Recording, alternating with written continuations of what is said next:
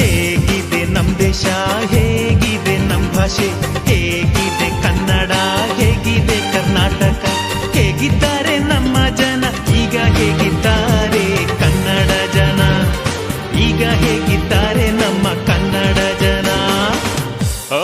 ಬೊಂಬಾಟಾಗಿದ್ದಾರೆ.